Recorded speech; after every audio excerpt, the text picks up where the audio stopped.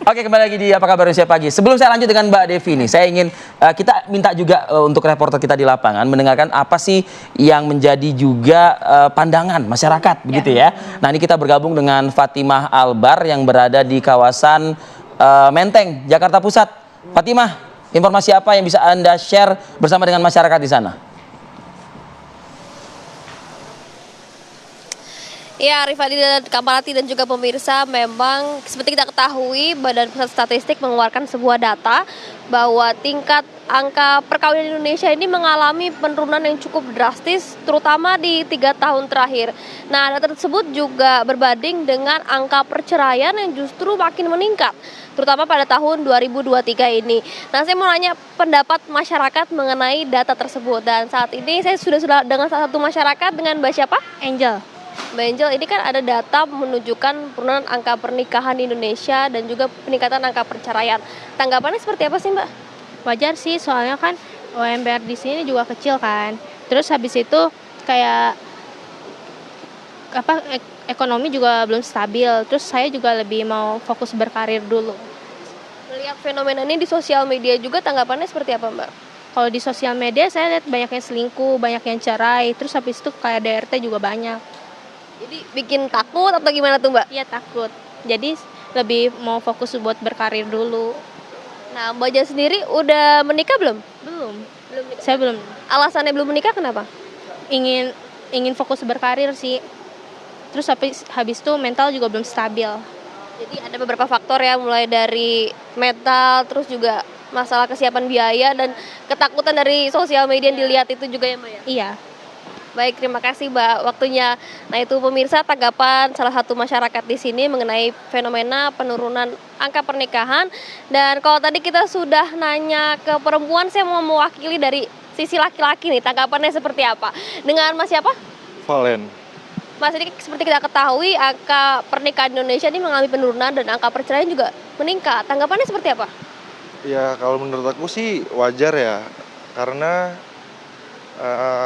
ya satu tuh mungkin banyak yang nggak cocok karena terlalu terburu-buru untuk nikah. Terus kalau untuk penurunan angka perkawinan tuh ya satu tuh pasti karena faktor finansial yang belum siap, terus juga mental dari diri masing-masing. Terus ya mungkin ya kayak gitu aja sih, Kak. Mas sendiri udah menikah belum? Kalau aku belum. Alasannya kenapa tuh Mas belum menikah? Kalau aku sih ya pengen fokus berkarir dulu, memperbaiki diri dulu. Nah, ini kan juga ada faktor banyak perempuan yang lebih memilih berkarir juga daripada menikah. Itu tanggapannya seperti apa, Mas? Itu yang jelas sih, kalau aku sih ya sadar ya sebagai cowok, istilahnya bahasa kita tuh perempuan mana sih yang mau hidupnya kurang enak gitu atau hidupnya susah, bahasa kasarnya gitu kan. Jadi ya orang tuh pada mentingin karir ya sendiri dulu sih rata-rata. Rencana menikah di umur berapa nih, Mas? Di umur 27 mungkin ya. Baik, terima kasih Mas untuk waktunya. Nah, itu pemirsa perbincangan kita sedikit dengan perwakilan tadi kita sudah dari sisi perempuan, dari segi laki-laki. Kalau kita ambil benang merahnya memang ada beberapa faktor yang menyebabkan penurunan dari angka pernikahan di Indonesia sendiri. Salah satunya dari finansial, kemudian juga kesiapan mental. Dan tadi yang menariknya nih ada ketakutan dari wanita melihat di sosial media adanya beberapa pemberitaan-pemberitaan dari perselingkuhan. Jadi memang ada beberapa faktor yang menyebabkan penurunan angka pernikahan Indonesia dan juga tingginya angka perceraian. Sementara itu Arif, Kamarati kembali ke studio. Baik Fatimah, terima kasih laporan langsung Anda dan juga kepada masyarakatnya juga sudah ikut berkomentar tadi. Saya lanjutkan ya ke Mbak Devi. Kalau tadi ada negara-negara Korea yang Anda jadikan contoh gitu ya. Asia, Cina, Jepang, Korea. Jadi artinya akan ada fase itu nanti, kekosongan itu. Betul. Bahkan di negara-negara seperti Jepang, Cina sudah ada BLT khusus nikah. Kalau Anda menikah diberikan BLT, tapi tetap tidak mampu mendorong anak muda mereka untuk Tetap juga tak mampu menikah. Karena ada yang disebut dengan istilah stress financial kan. Karena hidup di negara-negara itu kan memang juga mahal, apalagi gara-gara pandemi kemarin. Dan yang kemudian menarik adalah lagi-lagi balik ke digital, mentality, kalau bahkan kayak di negara-negara maju dulu misalnya setelah 17 tahun, anak-anak itu akan semangat keluar rumah. Sekarang semua nggak malu-malu untuk tinggal bersama dengan orang tua. Bahkan di China misalnya menarik bagaimana menjaga orang tua sekarang karena saking kompetitifnya mencari pekerjaan, itu menjadi pekerjaan.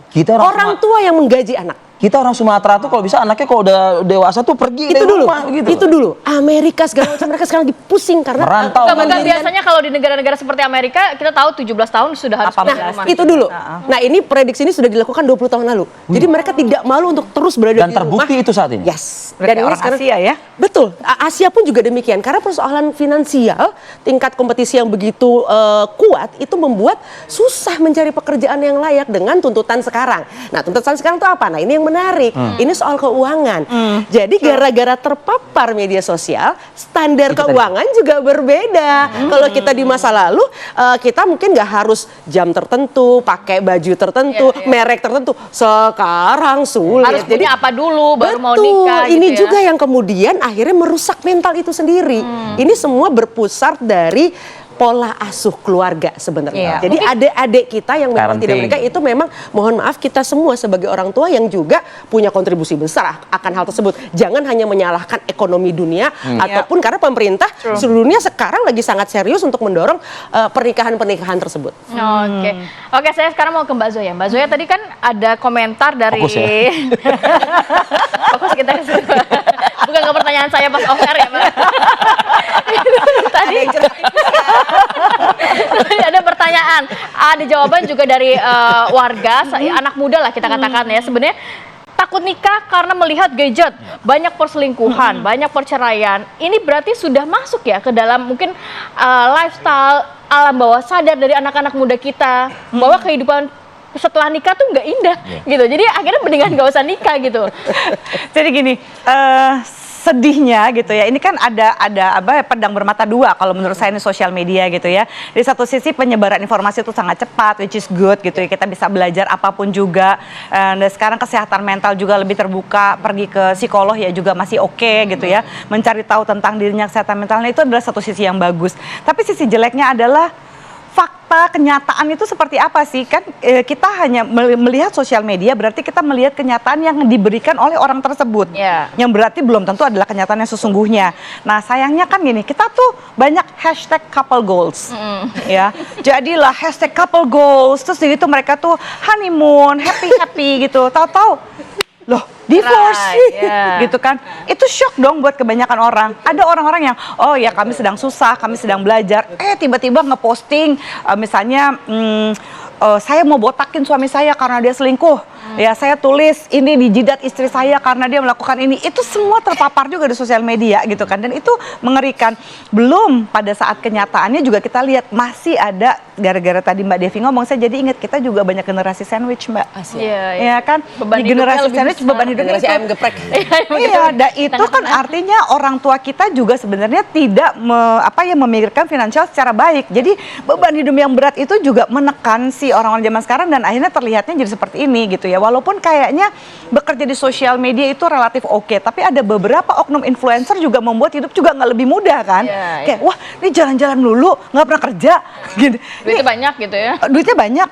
Banyak orang yang memimpikan seperti yang Mbak Devi bilang, hidupnya pengen seperti itu gitu. Tapi itu kan bukan kenyataannya. Jarang ada orang yang benar-benar memperlihatkan kerja kerasnya gitu. Kadang-kadang orang melihat udah jadi aja. Padahal ada nggak sih orang yang benar-benar sukses tanpa ada perjuangan berdarah-darah gitu loh ya kan. Itu yang relatif kurang dihargai. Sehingga orang tidak memiliki perspektif yang sehat gitu terhadap apa sih yang saya inginkan, what do I want gitu ya. Kadang-kadang pengen jalan pintas kali ya gitu. Semudah kayak dia main games tadi kayaknya. Ada cheatnya gitu ya. Orang agama aja sekarang ada istilah lock in lock out, saya baru tahu gitu ya kayaknya. Iya. Jadi soalnya oh gitu ya. Jadi kalau misalnya masuk agama ya lock in, kalau enggak ya udah kayaknya udah nggak cocok sama agama terus Padahal jadi itu lock out. sensitif loh ya. Padahal itu adalah sesuatu yang sensitif gitu ya. Ini udah bukan urusan sakral lagi. Ini value loh agama itu.